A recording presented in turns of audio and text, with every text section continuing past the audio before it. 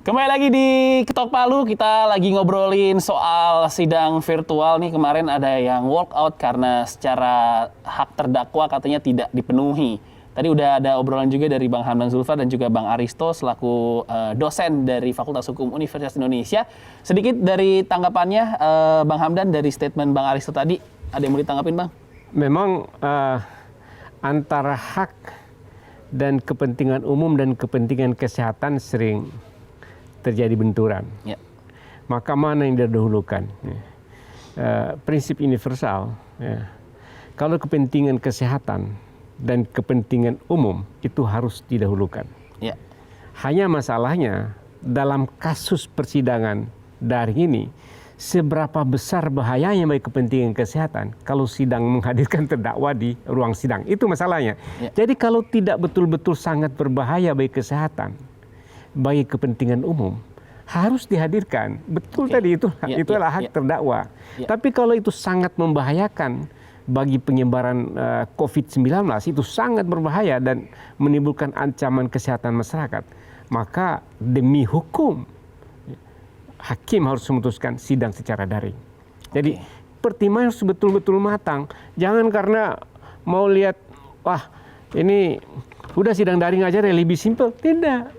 Kalau kasus perdata dan lain itu beda. Ini kasus pidana, menyangkut kepentingan terdakwa yang akan dipenjara kalau putusannya salah gitu. Oke. Saya mau menanyakan juga nih ke Bang Aristo. Bang Aristo? Ya. Kalau dari sisi kesehatan dan dari sisi keadilan mungkin masih bisa diperdebatkan. Tapi kalau dari sisi keamanan, takutnya datang kerumunan massa di luar ruang sidang, itu bisa jadi pertimbangan hakim juga membuat sidang secara virtual, Bang? Bisa, tentunya itu yang dikatakan Prof. Hamdan Zulfa ya betul, karena memang di sini ada kepentingan umum, di sini ada keamanan, kesehatan, dan ini dalam wewenang diskresi, artinya terserah oleh dalam hal ini oleh pengadilan yang mengatakan yang punya final say bahwa ini bisa dihadirkan atau tidak. Ini menurut konstruksi hukum SEMA dan perjanjian kerjasama antara para penegak hukum ya, tapi tanpa pengacara. Nah, persoalannya di sini adalah diskresi itu menjadi pertanyaan ketika nggak ada uniformity, ketika aplikasinya itu tidak seragam, karena kita lihat masih banyak perkara-perkara yang dihadirkan terdakwanya tetap ada, tetap diberikan haknya. Nah, ini yang jadi persoalan, tidak dijelaskan kenapa. Mestinya itu dijelaskan. Jadi biasakan diskresinya itu dijelaskan sehingga orang tidak bisa bertanya-tanya. Ini kan publik sekarang bertanya-tanya, pengacaranya juga bertanya-tanya kan. Gitu. Ya. Mungkin ada masukan dari Bang Aristo bagaimana supaya proses peradilan tetap bisa dilakukan secara virtual tapi dengan tidak mencederai keadilan.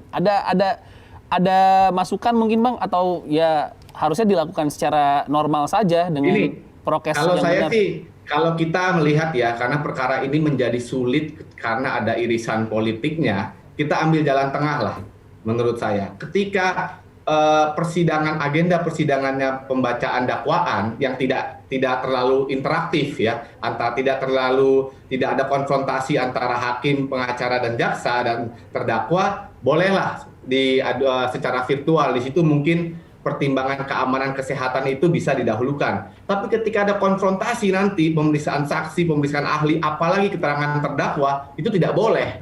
Menurut saya apapun itu tidak boleh ya. Dan kalau ada kerumunan keamanan kesehatan, itu bukan urusan terdakwa, itulah urusannya pengadilan, urusannya pemerintah. Bagaimana menyelenggarakan itu, karena itu hak paling asasi loh untuk diperiksa dengan keberadaannya. Oke, boleh tanggapan? Dan akan berbeda kalau misalnya itu tidak online, akan berbeda, bukan hanya technical difficulties, tapi juga terhadap psikologisnya, ya, perasaan psikologisnya ada di situ dan kenyamanannya itu sangat mempengaruhi. Dan dia berhak untuk itu. Oke, ada tanggapan lagi dari Bang Hamdan? Iya, memang hakim harus memperhatikan dua kepentingan itu dan dua-duanya bisa diakomodir. Kepentingan terdakwa dan hak terdakwa yang meminta untuk sidang secara langsung itu bisa dikabulkan. Nah, ini jalan tengah yang paling baik. Ya, kepentingan terdakwa tidak dikorbankan, tapi juga menjaga kepentingan kesehatan dan publik itu juga bisa dipertahankan. Jadi disinilah kearifan hakim dalam memutuskan proses persidangan yang fair begitu. Oke, Bang Aristo terakhir Bang. Siap. Saya mau minta tanggapannya juga dari sisi hukum, apakah aksi walkout itu adalah aksi yang paling benar dilakukan oleh terdakwa menanggapi kekecewaannya dalam peradilan, Bang, atau ada bentuk lain, Bang? Ya, susah ya kalau kita bicara benar salah ya. Karena seperti saya bilang kemarin ya, ini agenda persidangan ini ada irisannya dengan politik. Jadi rasa-rasanya memang drama itu dilakukan dengan misi-misi tertentu ya, karena merasa tujuannya tidak tercapai ya dia karena sorotan kamera ada di situ ya dilakukanlah drama-drama ini. Drama-drama ini ya mungkin banyak tujuannya, salah satunya adalah untuk public opinion, dan ini biasa terjadi ya, bukan hanya di Indonesia. Di Amerika juga misalnya banyak drama-drama di dalam ruang persidangan yang punya tujuan-tujuan tertentu di sana, misalnya tujuan mempengaruhi juri atau public opinion. Jadi kalau benar salah ya susah kita jawabnya ya. Oke, siap. Terakhir, Bang, tanggapannya dari kejadian-kejadian ini, ada lagi yang mau disampaikan dari Bang Hamdan? Iya, memang penyesuaian dunia peradilan dalam menghadapi masalah pandemi harus betul-betul bijak. Ya, ketika ini kan yang perlu dijaga kan jangan sampai penyebaran COVID-19 ini terjadi karena sidang kan itu. Jadi, kalau tujuan itu bisa dicapai bahwa tidak terjadi penyebaran pandemi, tapi sidang diatur sedemikian rupa, itu kan jadi tidak ada soal gitu. Karena itu sidang di pengadilan negeri juga selama ini biasa saja, sidang ada terdakwa hadir, ada penuntut umum, ada 1-2 orang juga penonton dengan ruang sidang besar, itu nggak ada masalah. Karena itu kearifan dalam melihat kondisi dan situasi itu menjadi penting. Karena sidang daring itu, online itu bukan mandatori, bukan kewajiban. Bukan keharusan ya? Bukan keharusan, itu semata-mata karena pertimbangan situasional dalam sidang demi menjaga kesehatan masyarakat, kan itu. Oke, siap. Biar sah, Bang, diketok dulu palunya, Bang. Baik, Siap. ini sah sebagai penutup episode kali ini. Bang Aristo, terima kasih sudah bergabung bersama kami, Bang. Terima kasih Mas Dimas, Prof. Hamdan. Terima kasih juga untuk pemirsa JAK TV yang sudah menonton acara Ketok Palu hari ini. Kita saksikan bagaimana drama-drama persidangan berikutnya, dan yang jelas keadilan, saya takut salah nih mengutipnya. Boleh diulang, Bang, tadi keadilan harus di atas segalanya. Hukum dan keadilan harus di atas segalanya. Oke. Itulah tujuan pengadilan. Oke. Supaya saya nggak salah kutip, hukum dan keadilan harus di atas segalanya menurut Bang Hamdan Zulfa ya.